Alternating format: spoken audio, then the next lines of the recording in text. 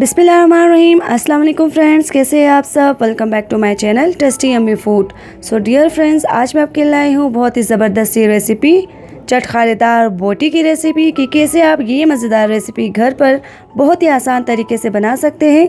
तो फ्रेंड्स, अगर आप मेरे चैनल पे न्यू हैं तो आपसे एक रिक्वेस्ट है कि प्लीज़ मेरे चैनल को ज़रूर सब्सक्राइब करें। आपका सब्सक्राइब करना मुझे बहुत अच्छा लगता है, तो सब्सक्राइब करना नहीं भूलिएगा। तो चलते हैं अपनी रेसिपी की तरफ। बिस्मिल्लाहिर्रहमानिर्रहीम।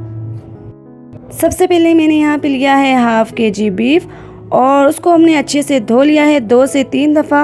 आपने भी ऐसे ही बीफ के छोटे छोटे बोटियाँ बना लेनी है। अब हम एक प्रेशर कुकर लेंगे और इसमें शामिल करेंगे गोश्त और साथ ही इसमें जाएगा हाफ़ कप बारीक चॉप किए हुए प्याज और 1 टीस्पून अदरक लहसुन का पेस्ट।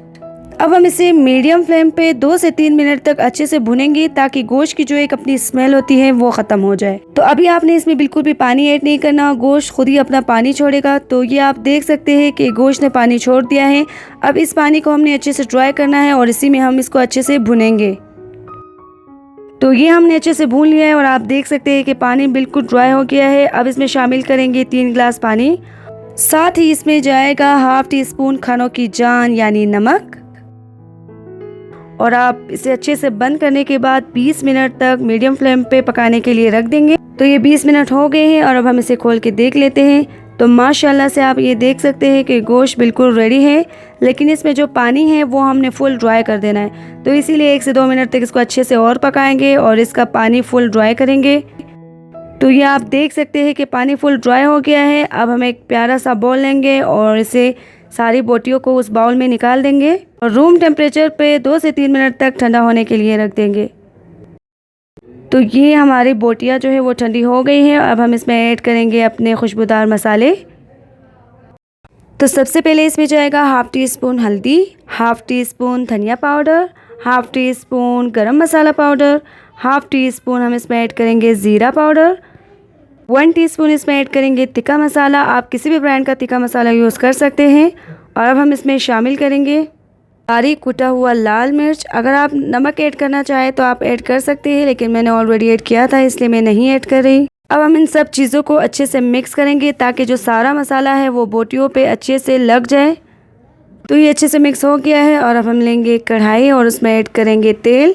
जैसे ही तेल गर्म हो हम इसमें शामिल करेंगे बोटियाँ एक एक करके।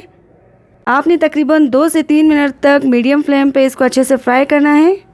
आपने इसे ज़्यादा फ्राई नहीं करना, बस ये खूबसूरत कलर लाने तक जो है फ्राई करना है। ये अच्छे से फ्राई हो गए तो माशाल्लाह अल्हम्दुलिल्लाह मेरे अल्लाह का, जिसने हमें बेशुमार नेमतों और रहमतों से नवाजा है और इतने प्यारे प्यारे खाना खाने और बनाने की तौफीक अता फरमाई है। तो ये हमारे रेसिपी की फ़ाइनल लुक। अब मैं आपको चेक करके दिखा देती हूँ कि ये कितने सॉफ्ट और कितने रसीले बन के रेडी हुए हैं। तो ये आप देख सकते हैं कि बहुत ही ज़्यादा मज़ेदार और नरम बन के रेडी हुए हैं। बहुत ही मज़े के हैं, ज़रूर बनाएगा और चटनी के साथ एंजॉय करें। चटनी की रेसिपी मैं आपको बता चुकी हूँ और उसकी लिंक जो है मैं आपको डिस्क्रिप्शन बॉक्स में दे दूँगी। तो ज़रूर ट्राई कीजिएगा ये रेसिपी। कैसी लगी आपको ये रेसिपी मुझे कमेंट करके ज़रूर बताएगा। तो अगर आपको ये रेसिपी अच्छी लगी है तो वीडियो को लाइक करें, फ्रेंड्स के साथ शेयर करें और चैनल को सब्सक्राइब करना नहीं भूलेगा। मिलते हैं अपनी नेक्स्ट वीडियो में ऐसे ही किसी दमदार रेसिपी के साथ। तब तक के लिए अल्लाह हाफिज़। अपना ख्याल रखिएगा, दुआओं में याद रखिएगा। अल्लाह निगहबान।